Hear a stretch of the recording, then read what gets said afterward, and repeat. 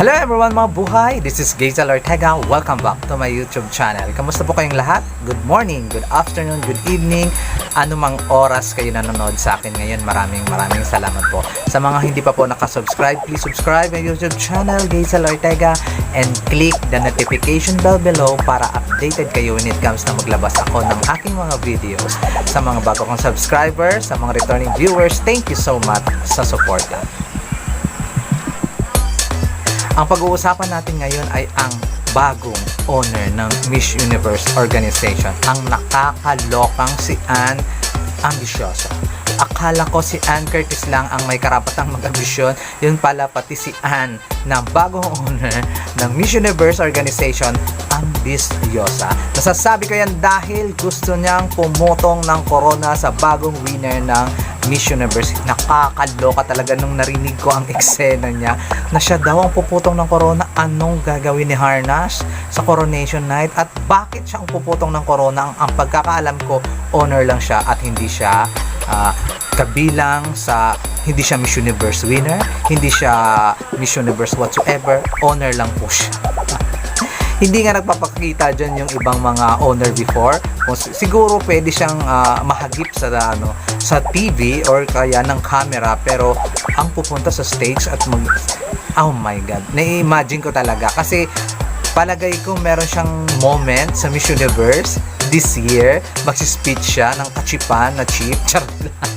Kasi magiging ganun talaga. Gusto ko tuloy-tuloy yung moment, tuloy-tuloy yung Miss Universe.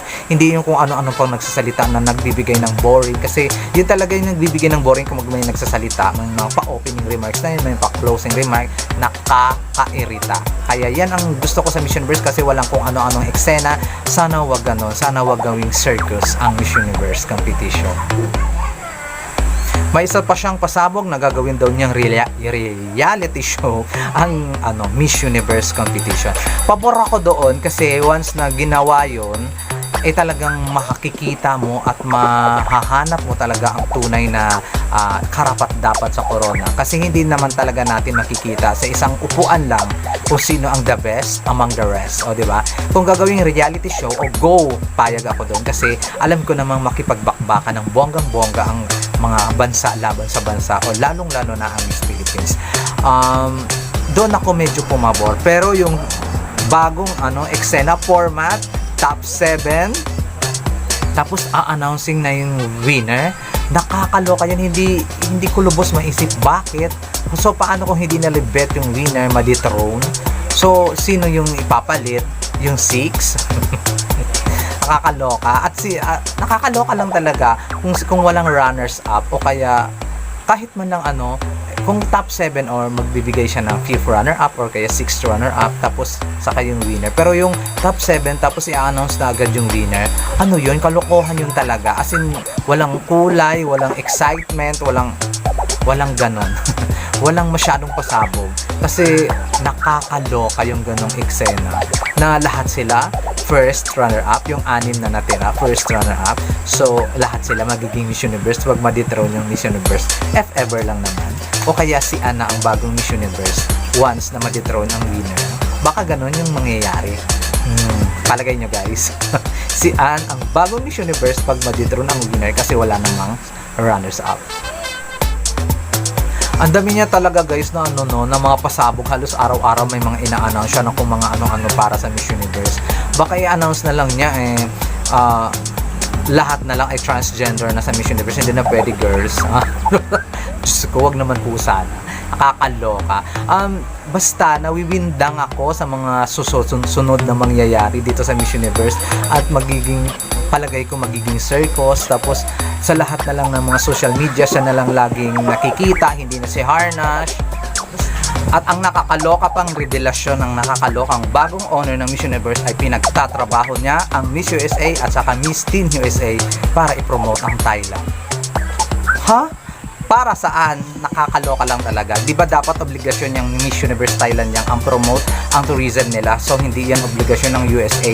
Ang obligasyon lang ng Miss Universe USA ang i-promote ang tourism ng USA. So Si Miss Universe na bago, si Miss Harna Sando, siya dapat ang mag-promote, hindi yung bagong Miss USA at saka Miss Teen USA. Hindi ko talaga mag-gets ang point ng bagong owner, pero pagbigyan natin siya, baka kung ano naman ang magandang plano niya sa Miss Universe organization. Kayo guys, ano naman ang iyong violent reaction sa naglalabas ang mga balita ng mga pagganyan sa Miss Universe organization at saka sa bagong owner ng Miss Universe? Comment down below kayo kung matuwa ba kayo, kung na-excite ba kayo, o naloka din kayo kagaya ng na-experience ko. Maraming salamat guys, at abang na abang talaga ako sa mga susunod na mangyayari sa Miss Universe organization. Talaga namang papansin, nakakaloka at ambisyosa itong bagong owner ng Miss Universe. Ay nako, wala na ako masabi kundi ganon. Pag hindi niya inayos, talagang maluloko talaga. Bash talaga siya kung bash sa akin. Kaya there you go guys, maraming salamat po. Sana ay mag-comment below kayo at pag-usapan natin kung ano ang mga eksena dito sa bagong owner ng Miss Universe organization. Maraming salamat. This has been Diesel Ortega. Hanggang sa muli, paalam!